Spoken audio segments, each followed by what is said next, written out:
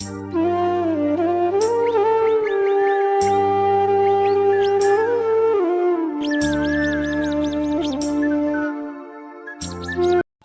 28 তারিখ আর আজ হলো এবছরের শেষ শনিবার, তাই আমরা যাব আজ দক্ষিণেশ্বরে মায়ের কাছে পুজো দিতে এবং মায়ের আরতি দেখার জন্য।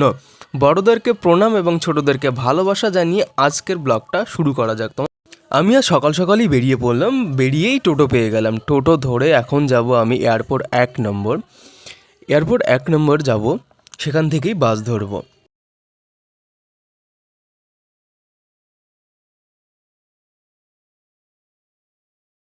আমার বাড়ি থেকে টোটোতে এয়ারপোর্ট 1 নম্বর আসতে ওই 10 থেকে 12 মিনিট মতো সময় লাগে। আর আমি চলেও এসেছি এয়ারপোর্ট 1 নম্বর। এবার এখান থেকে আমি বাস ধরবো। বাস ধরার আগে বন্ধুরা তোমাদেরকে এই ফুলের দোকানগুলো দেখিয়ে নিই, কারণ যারা যারা এয়ারপোর্ট 1 নম্বরে এসেছো তারা জানো এয়ারপোর্ট 1 নম্বরে এখানে মসজিদটার পাশে অনেক ফুলের দোকান আছে। দেখো কত সুন্দর লাগছে দেখতে, আর কত রকমের ফুল এখানে পাওয়া যায়। বাস ধরার আগে আমি দেখি পিঠে বানাচ্ছে, তো আমার পিঠে না খুব ফেভারিট। আমি একটা পিঠে নিয়ে নিলাম, এই পিঠেটা আমার খুব ফেভারিট। তোমাদের কার কোন পিঠে ভালো লাগে প্লিজ কমেন্টে জানিও। আর পৌষ মাস এসে গেছে, পৌষ মাস মানেই পিঠের মাস। আমি পিঠে খেয়ে বেরিয়ে পড়েছি, এবার যাবো বাস ধরতে। বাস ধরে সোজা দক্ষিণেশ্বর চলে যাবো। বাসের মধ্যে উঠে পড়েছি, তবে আমি বাসে দুর্ভাগ্যবশত কোনো সিট না পাওয়ায় বাসের জানলার ধারে একটা দাদা বসেছিল। তো আমি তাকে চিনি না, দাদাকে বললাম দাদা আমার একটু ভিডিও করে দেবে। তো সেই দাদাই আমার বাসের মধ্যে ভিডিওগুলো করে দিল তোমাদেরকে দেখানোর জন্য বাইরের ভিউটা। তোমরা জাস্ট একটু এনজয় করো, জাস্ট দেখো ভিউটা। তোমরা ভিউটার মজা নাও, তার মধ্যে আমি বাসে ঘটে যাওয়া ছোট্ট একটি মজার ঘটনা বলি। আমি বাসের সামনেটা দাঁড়িয়েছি বাসে উঠে, এবারে বাসটায় সবাই বসে আছে, একটাও সিট ফাঁকা নেই। তো আমার সামনে যে মানুষটা বসেছিল আমি ভাবছিলাম উনি হয়তো নামবেন না। আমি 10 মিনিট মতো সামনে দাঁড়িয়েছিলাম, তারপর আমি কী করলাম, পিছনে চলে আসলাম। আমি যেই পিছনে চলে এসেছি সেই দেখি মানুষটা উঠে দাঁড়িয়েই নেমে পড়েছে। এইরকম কোনো ঘটনা যদি তোমাদের সাথে ঘটে থাকে প্লিজ কমেন্টে জানিও। আমার না এত রাগ হয়েছে, এতক্ষণ দাঁড়িয়েছিলাম, আমি ভাবলাম বসে আমি তোমাদের বাইরের ভিউটা একটু দেখাবো, তবে আমি বসার কোনো রকম সিটই পাইনি। যেই আমি চলে এসেছি সেই দেখি মানুষটা ওখান থেকে উঠে নেমে গেল, আর ওখানে অন্য একজন বসে গেছে। আমি আর ওনাকে বলতে পারিনি যে আমি এতক্ষণ দাঁড়িয়েছিলাম, আমাকে সিটটা দিন। কী আর করা যাবে। আমি বাস থেকে নেমে পড়েছি, না বাস থেকে নেমে হাঁটতে শুরু করেছে। তোমরাও জানো যারা যারা দক্ষিণেশ্বর এসেছো, বাস থেকে নেমে কিছুটা হাঁটতে হয়। ওখান থেকে সামনে ব্রিজে উঠবো, ব্রিজে উঠেই সোজা একদম দক্ষিণেশ্বর মায়ের কাছে চলে যাব।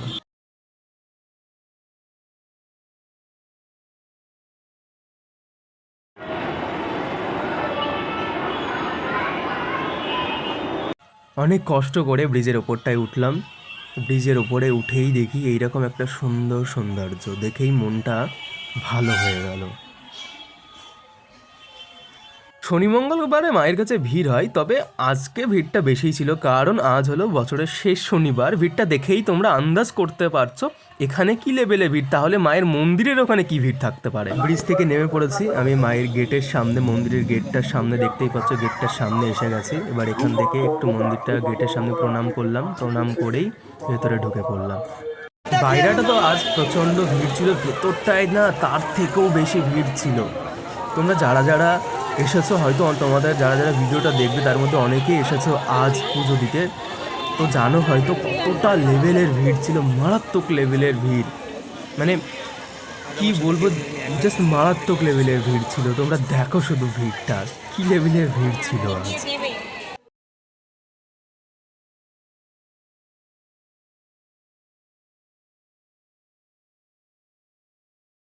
আমি প্রায় প্রতি মঙ্গলবার আর শনিবার দক্ষিণেশ্বর আসি মায়ের নাম কীর্তন করতে এবং মায়ের আরতি দেখার জন্য। তবে আজ আসার পরে না শুধু মাইকে অ্যানাউন্সমেন্ট করছে, এ হারিয়ে গেছে, ও হারিয়ে গেছে, এ এখানে দাঁড়িয়ে আছে, ও ওখানে দাঁড়িয়ে আছে, শুধু এই হচ্ছে। যখনই আসি এসে আগে গঙ্গার পাড়টায় যাই, গঙ্গার পাড়টায় গিয়ে একটু বসি, না হলে একটু দাঁড়াই, গঙ্গার পাড়টায় ভিউটা একটু দেখি। তোমরাও দেখো আমি গঙ্গার পাড়টায় যাচ্ছি, তবে ভিড়টাও একটু দেখতে থাকো সাথে সাথে, আজকে কি পরিমাণ ভিড়টা হয়েছে। আমি সোজা হাঁটতে হাঁটতে গঙ্গার পাড়টায় যাচ্ছি এখন।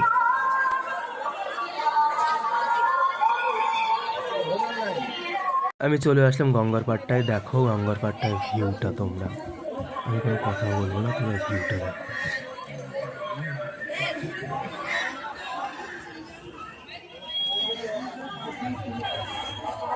আমার সাথে আজ কেউ ছিল না, তো আমি একটা দাদাকে বললাম, দাদা আমাকে একটা ভিডিও করে দাও, ইউটিউবে ছাড়বো বলে। তো দাদা আমাকে একটা ভিডিও বানিয়ে দিল।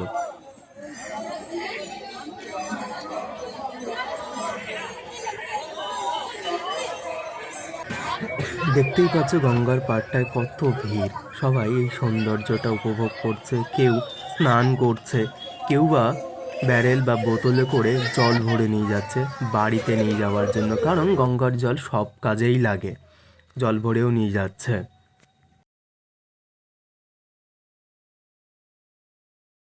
আমি কি করলাম, মন্দিরে ঢোকার আগে মন্দিরের পেছনটা একটু দেখানোর চেষ্টা করলাম। দেখো এই গ্রিলগুলোতে কাপড় বেঁধে রেখেছে। অনেকের অনেক চাওয়া পাওয়া স্বপ্ন থাকে, সেই জন্য মায়ের কাছে আর্জি জানানোর জন্য কাপড়েও বেঁধে রেখে গিয়েছে। দেখো শুধু তোমরা।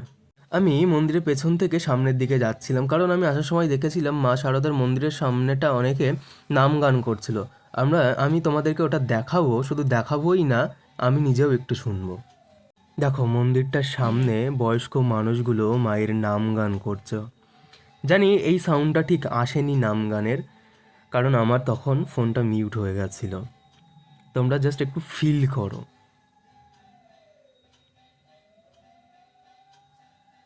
গঙ্গার পাড় থেকে আমি সোজা চলে আসলাম মন্দিরের পুরো সামনের গেটটা, দেখতেই পাচ্ছ মন্দিরের গেটটা। এবার আমি এখান থেকে একটু পেছন দিকটা যাব, যেখানে আমরা হনুমানগুলো বসে থাকি। দেখি আজ ভাগ্যে আছে কিনা হনুমানগুলোর দর্শন। আমি এখান থেকে সোজা হাঁটতে শুরু করলাম পেছনটা যাওয়ার জন্য, হনুমানগুলো দেখার জন্য। মন্দিরের ভেতর স্টলগুলোর মধ্য দিয়ে আমি হাঁটতে শুরু করলাম, দেখি আজ হনুমানগুলোকে দেখতে পাই কিনা ওই পুকুর পাড়টায়, দেখা যাক।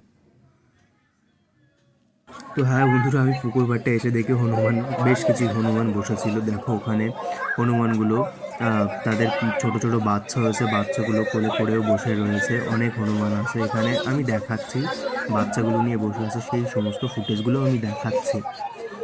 দেখো এই হনুমানগুলো দেখার জন্য কত মানুষের ভিড় জমেছে এখানে। এবার তোমরা দেখো হনুমানগুলো বসে আছে, কত সুন্দর লাগছে। আর এখানে যতজন হনুমানকে দেখতে এসেছে সবাই হনুমানকে কিছু না কিছু খাবার দিয়েই যাচ্ছে হনুমানগুলিকে। দেখো কত কিউট লাগছে, অনেকদিন পরও আমি হনুমান দেখলাম। দেখো ওদের হাতে খাবারও আছে, যারা যারা আসছে সবাই খাবার দিয়ে যাচ্ছে।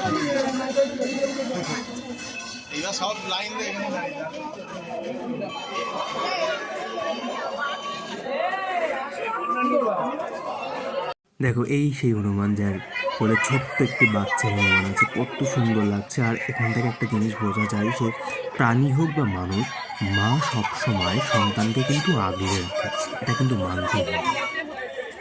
হনুমানগুলো দেখার পরেই তারপরে দেখি পাশে স্টলগুলো আছে, আমি স্টলগুলোর একটু ভিডিও নিয়ে নিলাম।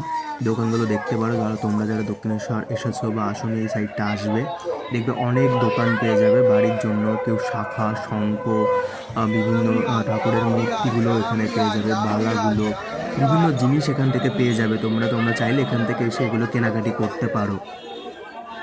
এখানে সব কিছুই পেয়ে যাবে মোটামুটি, যা যা দরকার পড়ে কোনো তীর্থস্থানে যাওয়ার পরে সবাই যেগুলো চাই সব কিছুই এখানে পেয়ে যাবে, সব কিছু।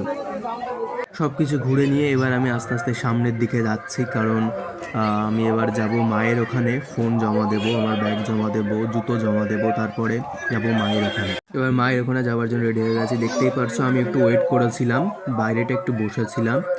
তো আমি রাত্রের এই দৃশ্যটা দেখানোর, মানে রাত্রে বলতে সন্ধ্যাবেলার এই দৃশ্যটা দেখানোর জন্যই আমি একটু ওয়েট করেছিলাম। দেখতেই পারছো মন্দিরটা কতটা জল জল করছে, পুরো চকচক করছে, কত সুন্দর লাগছে। তোমরা একবার এই সন্ধ্যাবেলার ভিউটা দেখে নাও, তারপরেই আমি ফোন জমা রেখে মন্দিরের ভেতরে চলে যাবো। আকাশটা গোলাপি, হালকা গোলাপি, মন্দিরটা কত সুন্দর লাগছে, দেখে নাও তোমরা।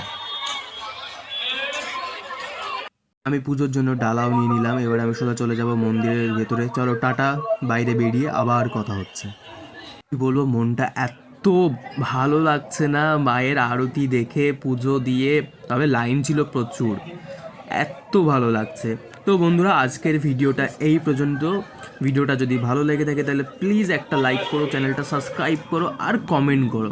চলো টাটা, জয় মা।